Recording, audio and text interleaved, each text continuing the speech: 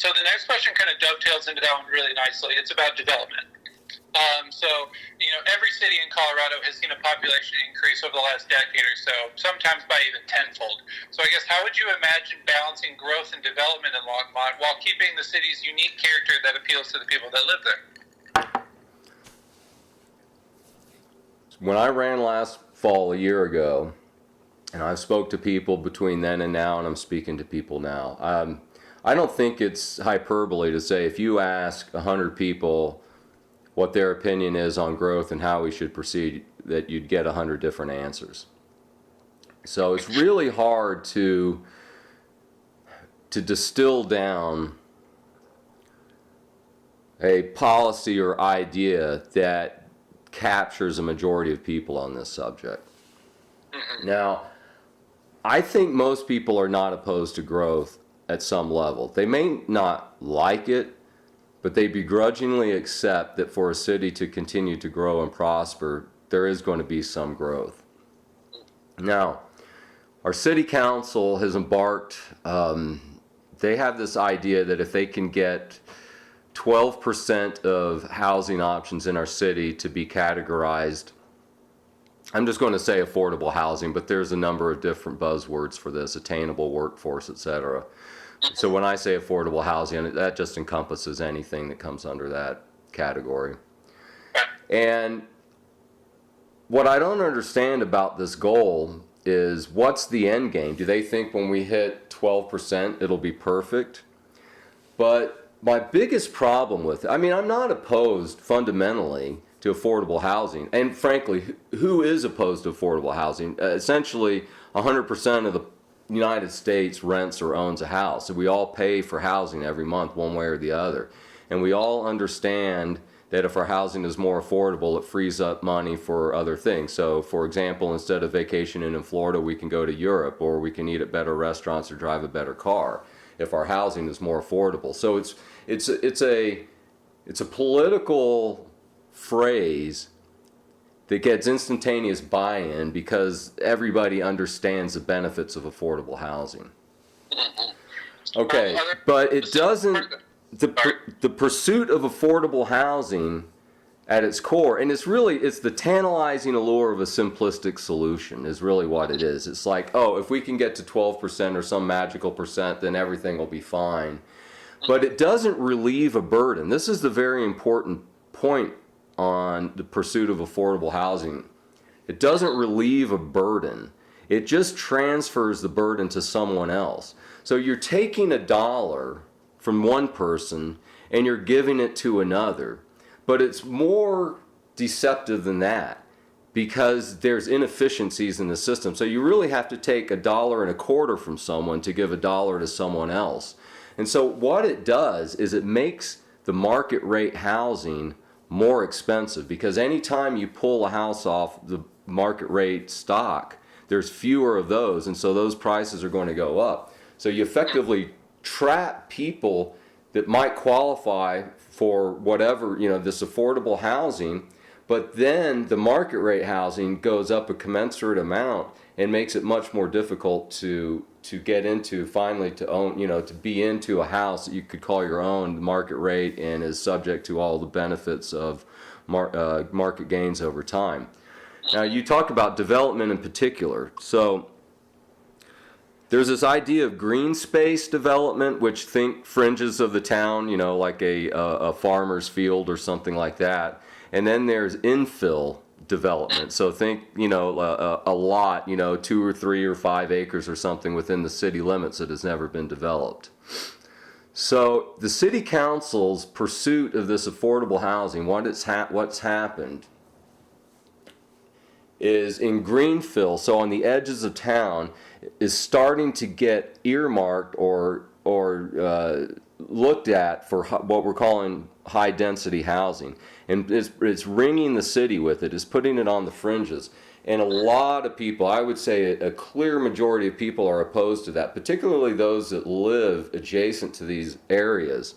And there's one example in our city where there's been a conservation easement that's been in place for 40 years that up to even about 6 months ago, the county was telling people that it would never be developed. There's a couple that bought a house, backed onto this open space, called the county, and the county told them it would never be developed. And then 6 months later, the county has canceled that conservation easement, and it will ultimately come to city council for annexing, which I'm a no vote on if it does. But even those people that live on border it, okay, they might want that field. They might have believed that field was going to be kept set aside as a conservation easement forever. But if it had been developed in harmony with the surrounding neighborhoods, so a housing stock and layout similar to those neighborhoods, I don't think they really would have complained. So I'm not a zero growth person. I recognize the need for it, and I recognize the motivations for those that are really pushing for the higher density housing. But I think the better way to solve that, I'd like to see the city consider higher rise structures that contain a mix of square footage, so some efficiencies, 1 bedrooms up to maybe the top, is a 2,500 square foot penthouse or whatever, right? And I think by doing that, we don't have to affirmatively pick winners and assign losers in this pursuit of affordable housing. We can do it through thoughtful zoning and careful infill development and working on developing greenfield developments and such that are in harmony with the surrounding neighborhoods. We're not going to build ourselves out of this. Let me follow up with one thing, and then I think that's probably plenty for you to distill down to a comment. Every year the city does a satisfaction survey of residents. I don't know how many they send out, but I think the most recent one, they had about 1,000 responses. And in many aspects about our city, so like whatever the scale was, let's just say it's one to 5. 5 being the best, 1 being the worst. So it'd be like, do you like Longmont City Parks? 5. What about access to the mountains? 5. What about, restaurants? 5. What about this, that, So it was like 5, 4s and 5s for many aspects about Longmont. It's a place that a lot of people want to live. And then it gets down to housing, right? And it says, what about the cost of housing? Well, it's like a 1. Okay, right?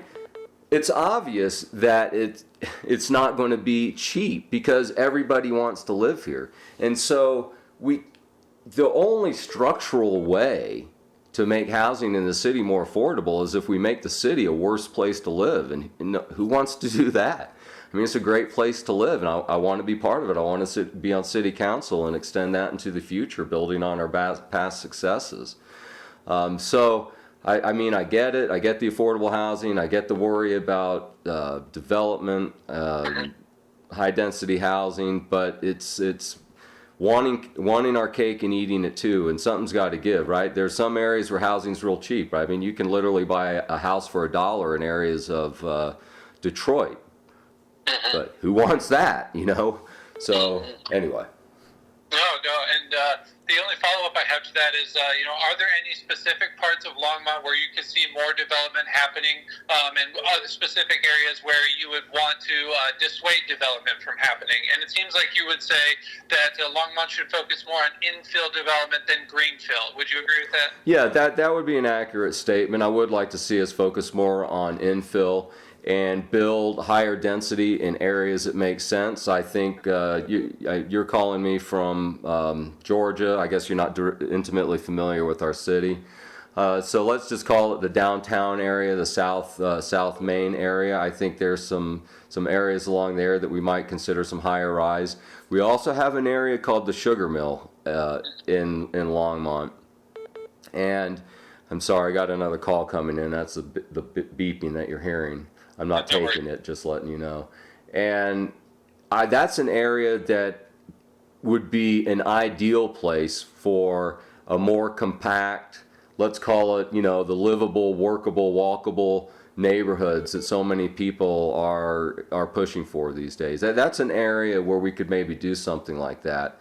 And it needs to be redeveloped, that area there. It's very dilapidated, dangerous old sugar factory that's there. There's a lot of details we could get into, but so the sugar mill area is where I could see some higher density, higher rise housing. The South Main is where we could do that. Infill, if it's done in harmony with the surrounding neighborhoods, it's not going to make everybody happy. You know, people get quite used to looking out their back window and seeing a field. But, you know, someone owns that field, and if the city wants to annex it and it's within the boundaries of the city, you know, there's not a lot you can do there. But as a council member, what I would strive to do is to make the new development harmonious with the surrounding areas. So if it's, you know, single family homes in the surrounding area, I wouldn't advocate for, you know, a big apartment complex going in, for example. Yeah, no, I totally understand that.